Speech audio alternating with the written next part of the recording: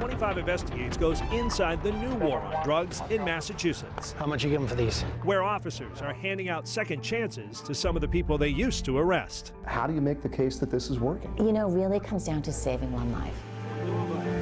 Investigative reporter Eric Rasmussen spent the last 6 months following Quincy police, who are part of a new effort to send low-level drug buyers to treatment instead of jail. Eric? Mark, the goal is to lock up the dealers and somehow stop their customers from seeking out more drugs, overdosing, or even dying. Quincy police allowed our cameras to follow one officer on the front lines of a new fight that offers help as an alternative to handcuffs. Hey, CU3, I'm going to be going off of one party in front of Star Market here. If you can just roll me a second car real quick. Just after 12:30 on a Tuesday in Quincy. Hey, my man. Officer Ryan Donnelly wants answers moments after we witnessed a possible drug deal between these two, seen walking in and out of this pharmacy. I'm going to be completely honest with you.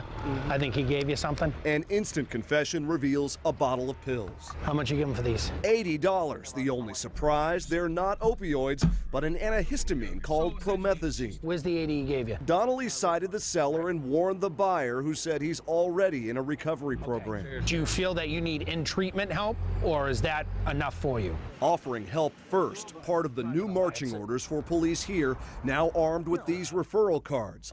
Low-level drug buyers caught in the act have 72 hours to avoid criminal charges by seeking treatment at Bay State Community Services. Our job is to have a clinician available. They walk in and we say, what do you need? What can we do to help you? The nonprofit run by President and CEO Doris Cox got $99,000 from the governor's office to pay for an extra counselor to handle referrals coming from police in Quincy, Braintree, Randolph, and Weymouth.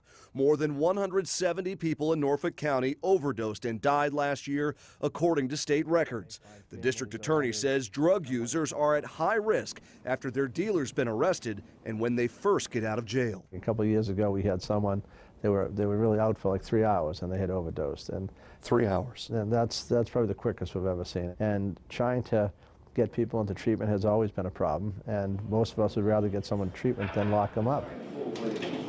How do you make the case that this is working? You know, really it comes down to saving one life. Back here is where they found him, was by these dumpsters. A mission not lost on Officer Donnelly. When 25 Investigates first joined him in April, he was searching for a homeless man who recently overdosed. I want to try to reach out to him and see if we can either get him in this diversion program or see if I can help him out in any other way. I'm just hoping we can find him before he overdoses again. No sign of him on this day. I'm just trying to see if he's around. He's not in his normal spots, you know? The news wasn't any better when we followed up in June. I tried to get him in one of these programs, but he just refused to do it. I mean, he's just going to get to the point and realize that he needs the help. By mid-September, Quincy police told us its officers had handed out 28 diversion cards to low-level drug buyers. Roughly 30% of those contacted went to Bay State for an initial screening. About 20% came back for a follow-up visit. There's no piano hanging by a shoestring over someone's head by any means. Lieutenant Patrick Glynn runs Quincy PD's drug unit. He says his officers haven't stopped making arrests and points to a bust in June that got $10,000 worth of heroin and fentanyl off the street, along with cash and a handgun. The dealer got arrested, but his customers may now get a second chance. What I would say to people that are somewhat opposed to it is, what would you like us to do if it was your family member? Everyone needs a second chance. Everyone needs help. They just don't know where to get it sometimes. So what's going on today? You seem like a little amped up. You want medication or what? Officer Donnelly says he's been offering help to people on the street long before this program started.